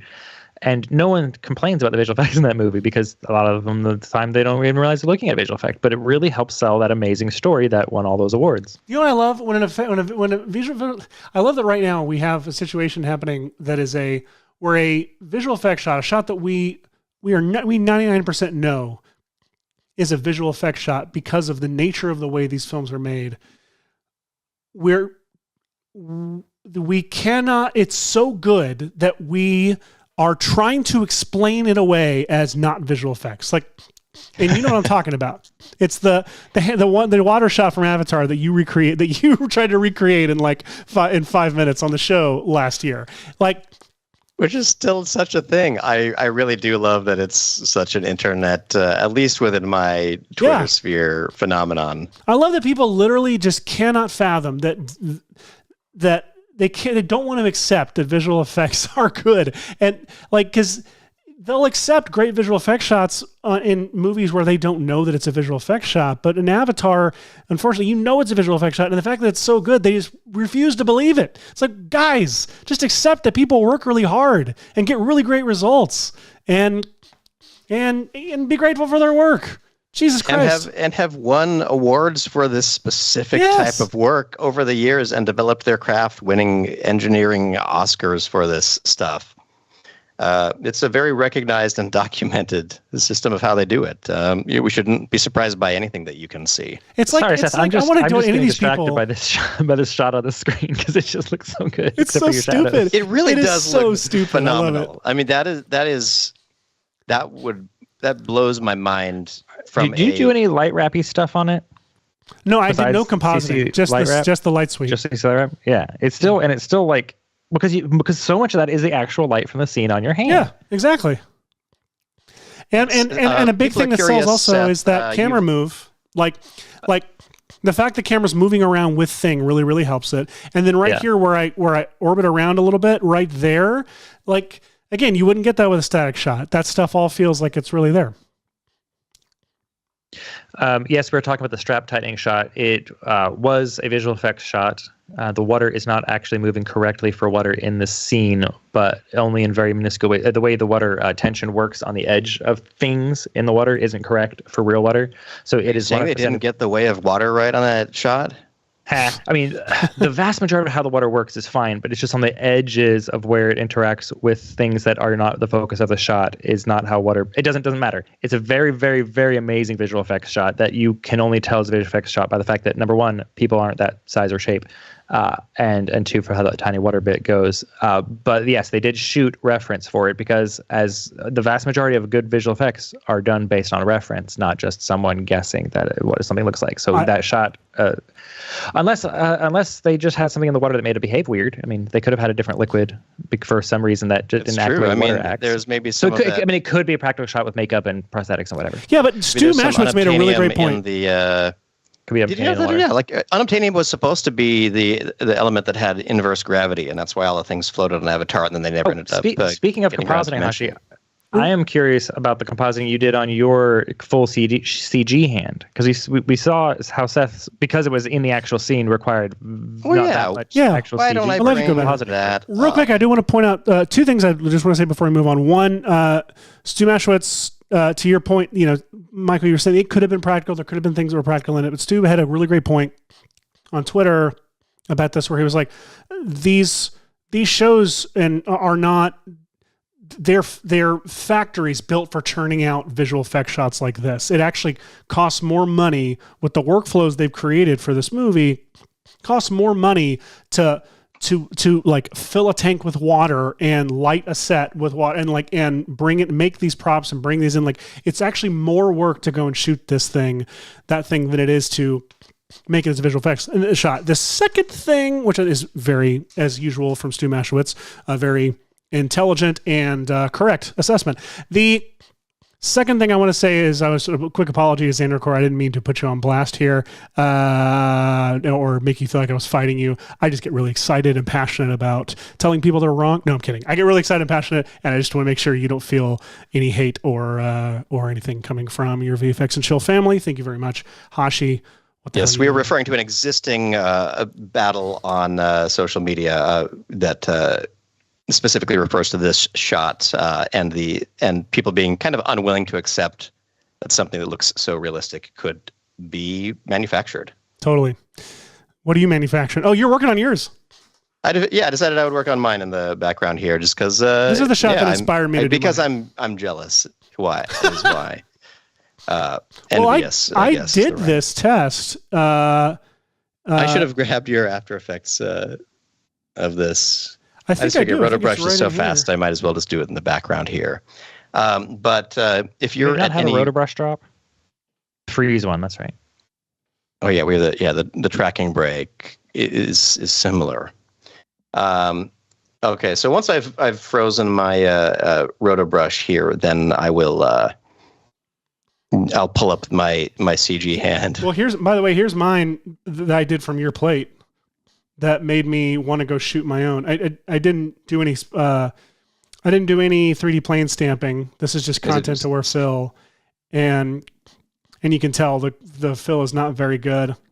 Other thing I noticed about yours was that unfortunately your wrist cutoff happens right at the point of the window, which actually makes it feel like it's doing something it's not. Bad, yeah.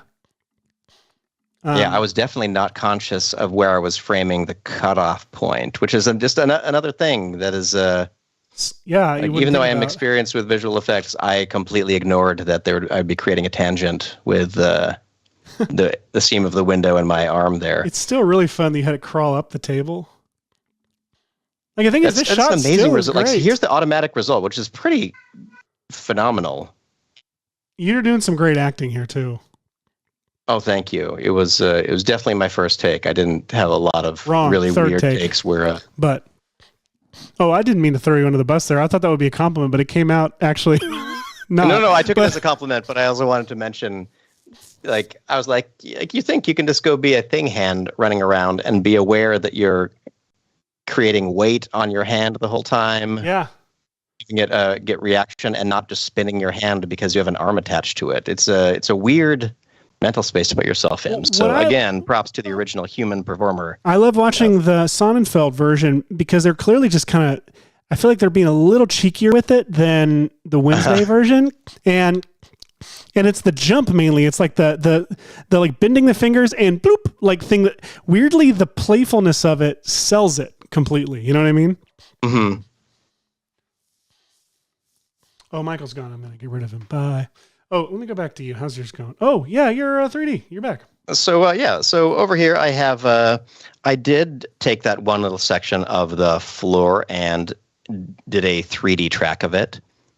And I'm not especially using the 3D track, except that it gives me a good rotation for the lighting system, which is kind of cool.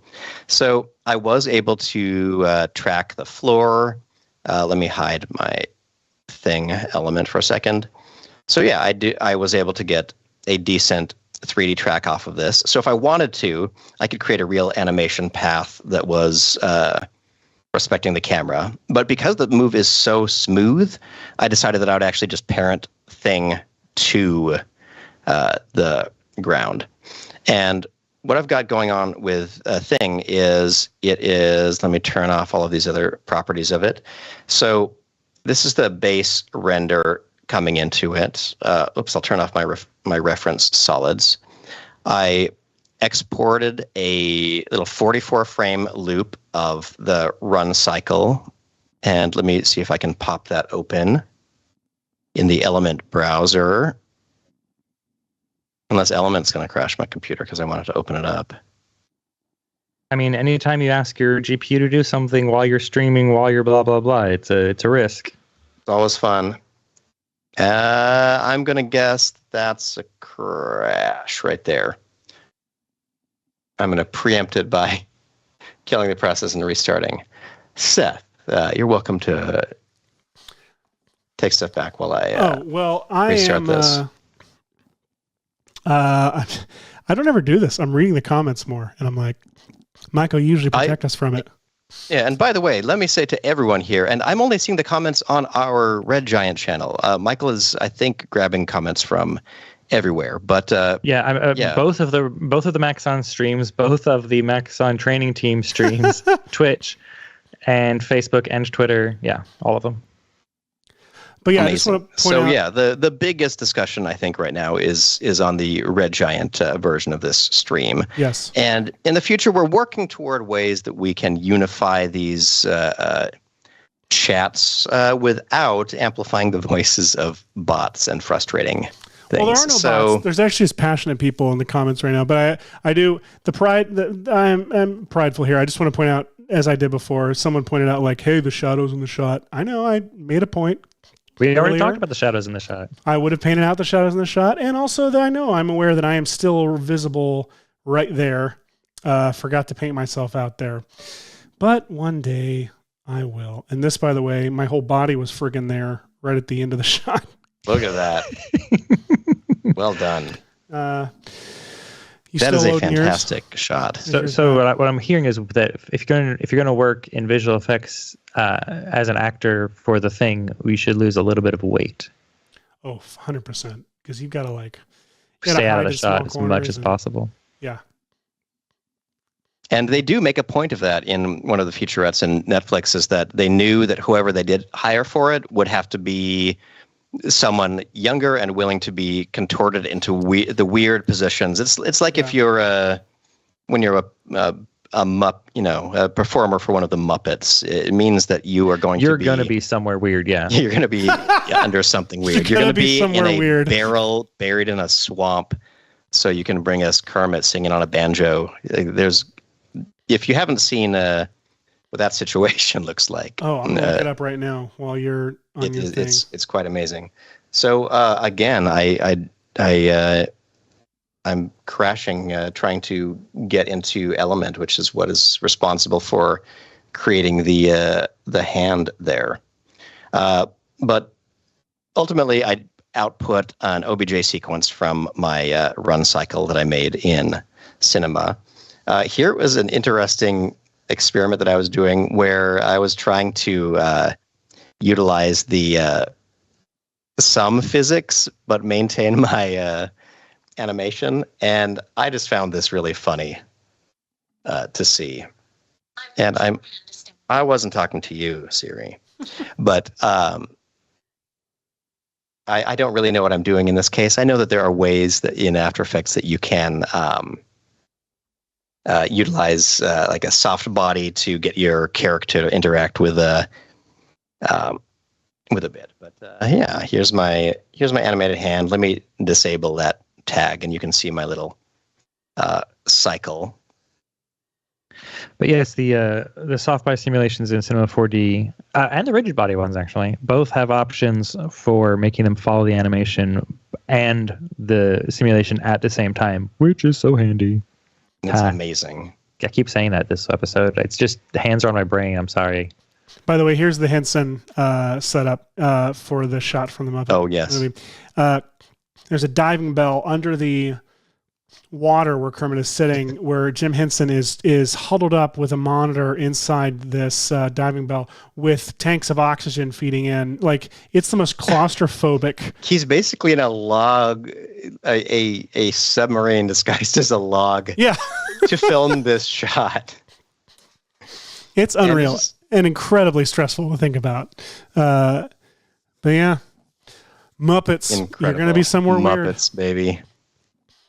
Oh no, what's happening there? So I'm just bringing in my normal map. Let's see, I might have it backwards. Oh yeah, it looks like I have it backwards right now. So I tried to create a custom normal map utilizing the existing normal map and then trying to turn these stitches into normals. And for that, I used some...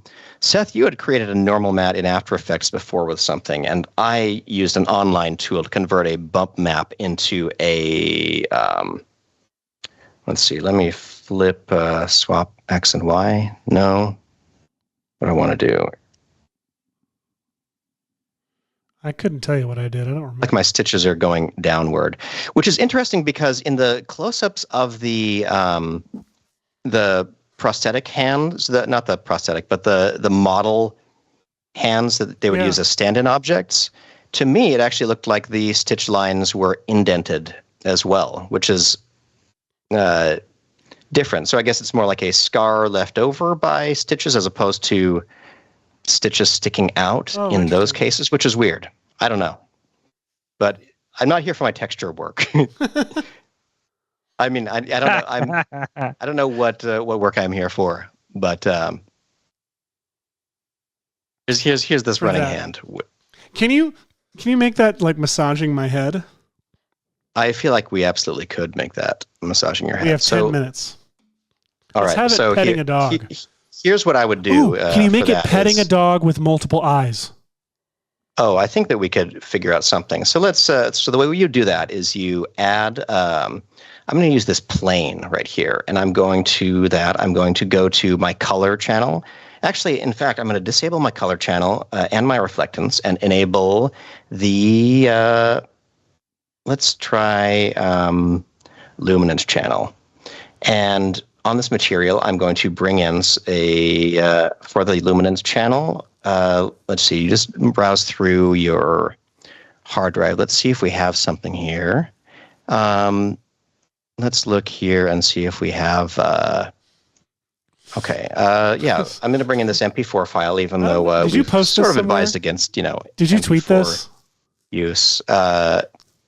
I did actually tweet this. Okay, I didn't know if you tweeted He tweeted it without saying how I made it. You want to tell people how you? Well, hang on. You should just show the whole video first. So what we've got here. Can I first set up real quick? This is a plate, but I'm going to try to like line this up nicely here. Real quick, before you show it, I just want to say this is the context we received from Hashi and Slack. Note to self: you are no longer making meaningful progress on the blank blank video and should go to bed. And sent this video.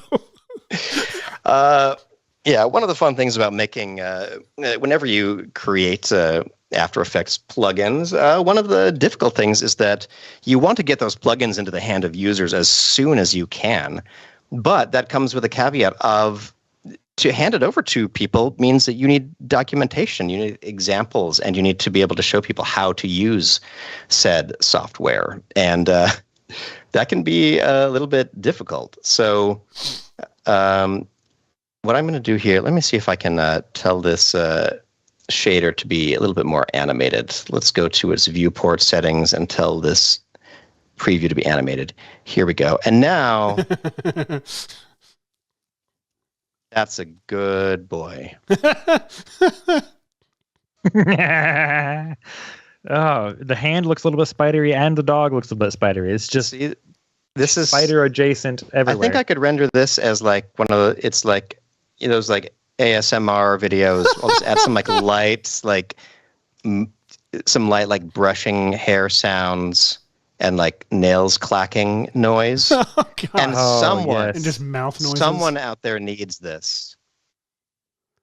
I don't know who, but I do appreciate that you came here for a holiday episode of VFX and Show, and we did not disappoint, is what I'm going to say. Speaking of not disappointing, Joey Koreneman, who good friend Joey, says I could watch this stuff all day. You guys are geniuses. Oh, you genius! Thank you. And the dog eye thing, Jason, is Spot Clone Tracker, is what that is. Spot Clone Tracker. Yeah, since the second we made this plugin, I have only thought of eye-related things to do with it. It's so easy to put eyes all over things. It's wonderful. It's great. I think I actually... You talked about Spot Clone Tracker earlier, but what's crazy about it is that it, again, is the fastest point tracker that you can use right within the After Effects, whatever you call it, interface. And you can track a spot. You can track the area that you want the spot to go to.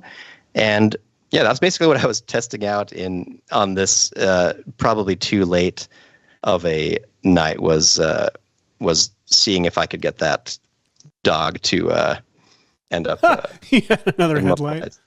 So here's another test that I was running of it. Oh, it's so festive in here. I'll show the original.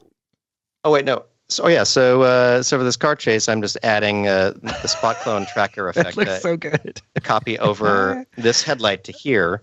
Oh, I love that. What's crazy is that it just looks fine doing something like that. And also, I duplicated the that looks really good, actually. Added more GTA stars by just like cloning that thing back there.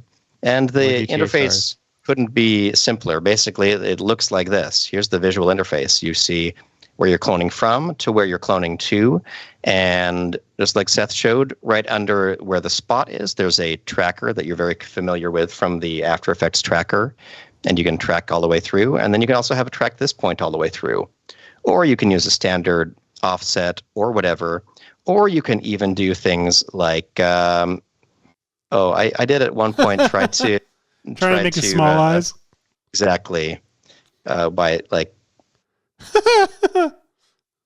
So this was gonna be. I forgot that those had keyframes on them. But yeah, for the dog, it was very simple. It's just a series of spot clones from one location to another. And what I love about it is that it was able to track this section of fur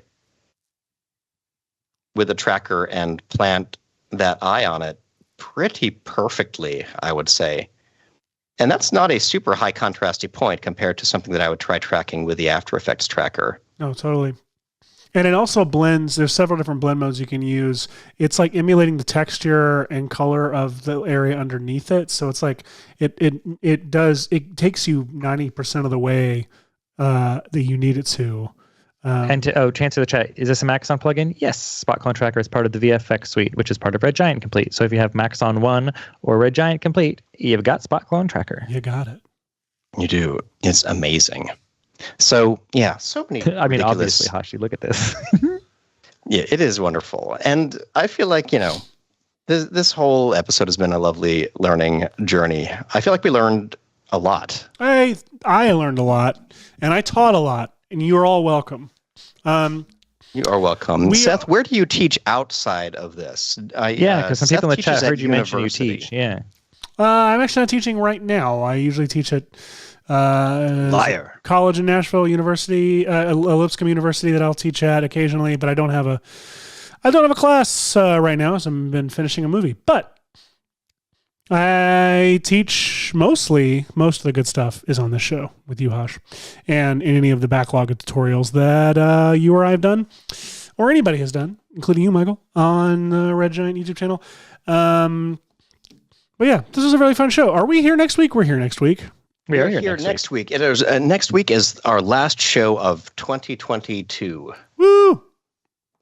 So yes, please do all come along, and also feel free to help do our job for us by suggesting what kind of ridiculous stuff we should do in any of these shows because, to be honest, as you could see from today's episode, the audience rocks, and it's a lot of fun and can really inform and shape any of these episodes. And I think I speak for Seth as well. Like, we really do love having to think on our feet and ending up in places that we didn't think we were going to go for a visual effects show, which is very exciting to do. So, yeah, please do feel free to blast any ridiculous suggestion at us at Red Giant News.